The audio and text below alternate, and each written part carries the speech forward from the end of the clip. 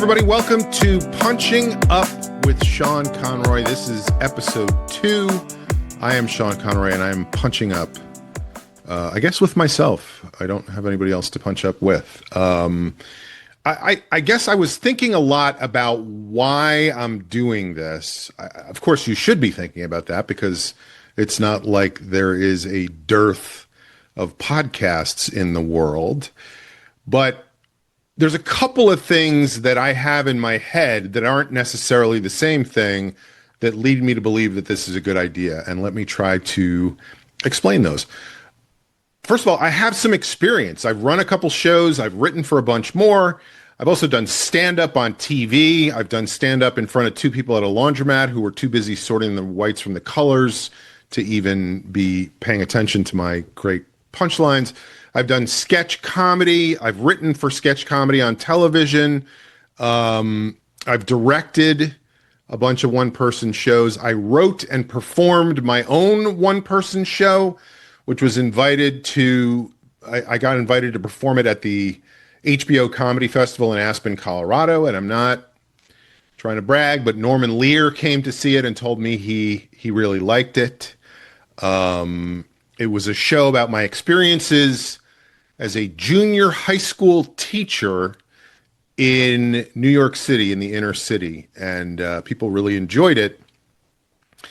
Like I said, I went to the Aspen Comedy Festival. That was as far as it went, because my manager at the time made it very clear that nobody would ever want to see a television show about teachers at a school. And he has been proven so right, because I'm sure in the years since then you haven't heard about any shows about teachers in a school. And I think there's a lesson there, which is that if your manager is splitting his time equally between managing your career and his own career as I don't even want to say who it was, but as an impersonator of an incredibly famous singer. In other words, he was going out and performing every night as a singer impersonator. If he's splitting his time between those two things, is he the right manager? We never know these things until much later. I spent about 4 years in the 90s touring the country with a short form improv group, performing at lots of colleges and universities, lots of local theaters, which is always a treat because local theaters are usually sort of old and they have that old sort of theater architecture, which is always very fun.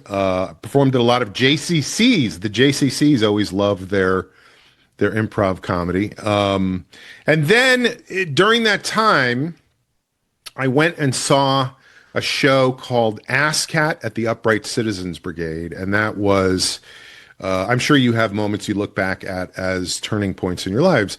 Seeing that show was really an epiphany for me. It was a Saul on the road to Damascus event. And, you know, I love to make biblical allusions. So there's one.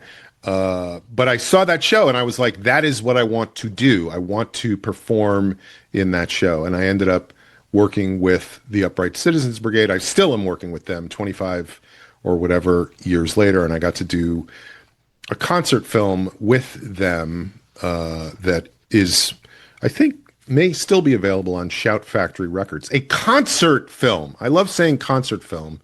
But here's the other part. Here's the other idea I have in my head, is that I am still trying to figure all this writing stuff out. I still don't know so many things. In fact, just to give you an example, I said I've been writing professionally for television for 20 years. I never thought of myself as a writer until about 4 years ago. It just kind of hit me.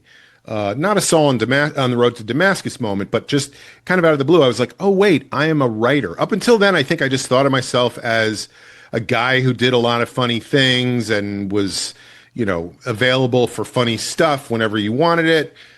And then it just hit me out of the blue. Like, oh, you're a writer. I'm a writer. I talk to myself as you when I know, in fact, I am me. But I kind of decided, and I think that clarified so much for me of like, well, if I'm a writer, then I should be doing that more. And that is, you know, that has been its own little thing of like all the things you have to figure out when you are a writer. And maybe this is relatable to some people. I have to think about, what are my ideas? What are the things I think about that I want to write? Is the idea good enough to spend time and energy on? How do I know the difference between an idea that will go somewhere and an idea that maybe isn't that great?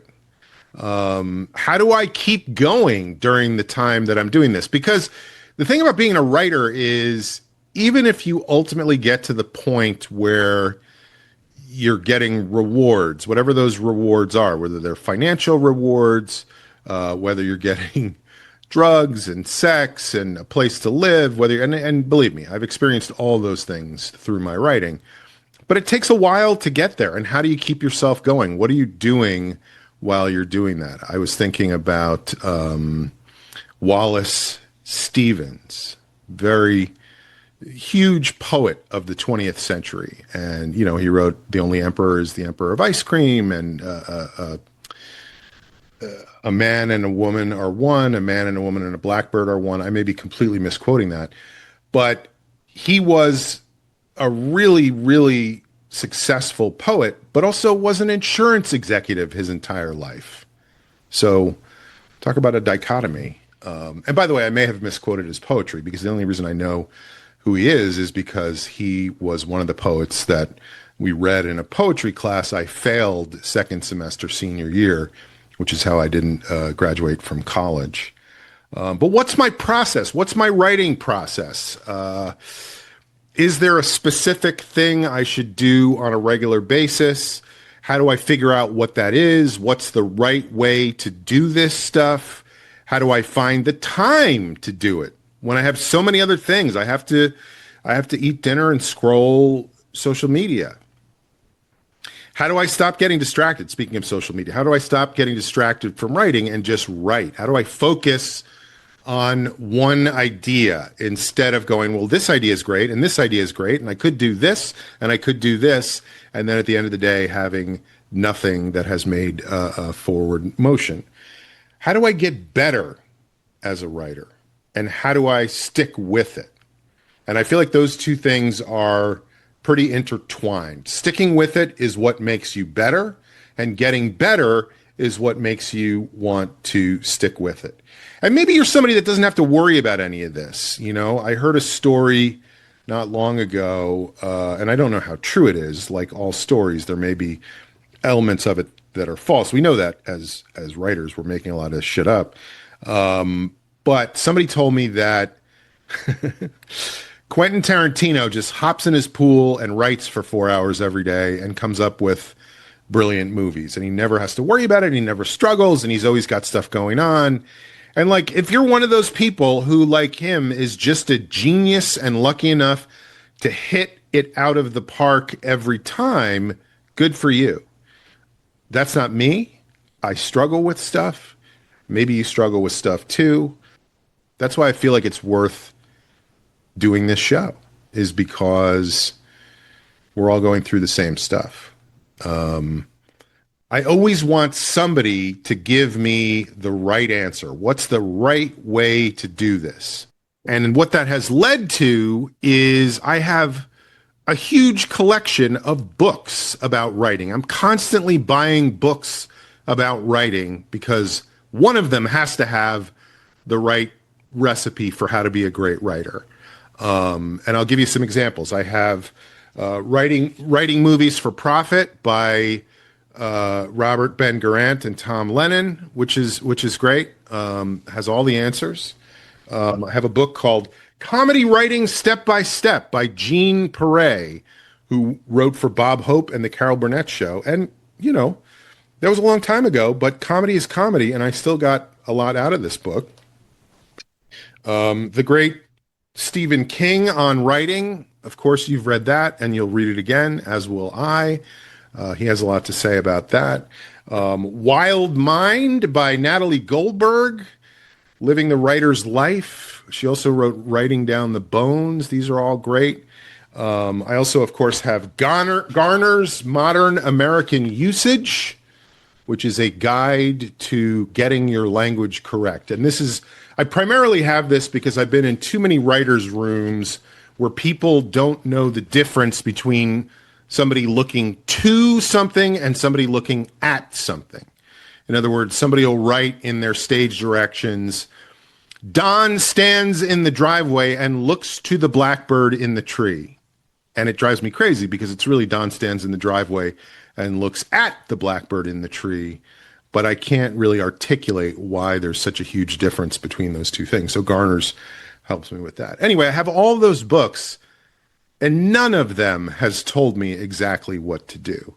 And that's what this whole thing is. It's about figuring out my process, you figuring out your process. And we're going to talk to lots of people about those things, and I'm going to think a lot about those things. And hopefully that will be helpful in some way.